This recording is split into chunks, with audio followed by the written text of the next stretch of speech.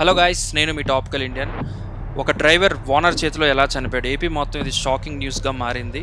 అసలు డ్రైవర్ ఎవరు, ఓనర్ ఎవరు, అసలు ఈ మర్డర్ కేసు ఏంటి అనేది మీకు ఈరోజు ఒక షార్ట్ వీడియోలో చెప్తున్నాను. Sensational murder case of Subrahmanyam.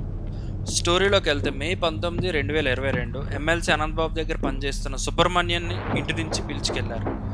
Cut చేస్తే మిడ్ నైట్ ఎమ్మెల్సీ తన డ్రైవర్ డెడ్ బాడీని కారులో తెచ్చి ఫ్యామిలీకి అప్పగించారు. ఈ claimed it was a road accident. Twist మొదలైంది. బాడీ మీద ఉన్న దెబ్బలు చూసి ఫ్యామిలీకి డౌట్ వచ్చింది, అది యాక్సిడెంట్ కాదు, మర్డర్ అని. రోడ్డు మీద ఫ్యామిలీ మొత్తం కూర్చున్నారు. పోలీసులు ఒత్తిడి వల్ల ఎమ్మెల్సీ ఫైనల్గా తప్పు ఒప్పుకున్నారు. ఎందుకు చంపాడు?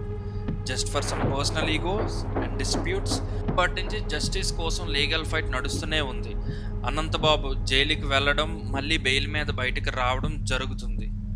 బట్ లాస్ట్ ఇయర్ ఏపీలో గవర్నమెంట్ మారిన తరువాత the case took A you turn. The new government ordered a re-investigation to ensure no loopholes remain. Latest shocking update. Just 2 days back news వచ్చింది. ఎమ్మెల్సీ అనంతబాబు విట్నెస్ బ్రైబ్ చేయడానికి అంటే డబ్బులతో కొనడానికి try చేస్తున్నారని fresh case మళ్ళీ file అయ్యింది. విట్నెస్ని బెదిరించడం, threatening వల్ల polices are now on a massive man hunt. Ananthababu అబ్స్కాండ్లో ఉన్నాడు.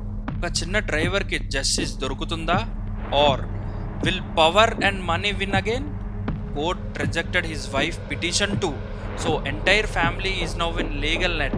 మీకు ఏమనిపిస్తుంది? ఈ కేసుకి జస్టిస్ ఎప్పుడు జరుగుతుంది? ఈరోజే ఉత్తర్వులు జారీ చేసింది పోలీసులకు అనంతబాబును అదుపులోకి తీసుకోమని. ఎన్నో రోజుల నుంచి అబ్స్కాండ్లో ఉన్న అనంతబాబు ఈరోజు పోలీసులకు లొంగిపోయారు.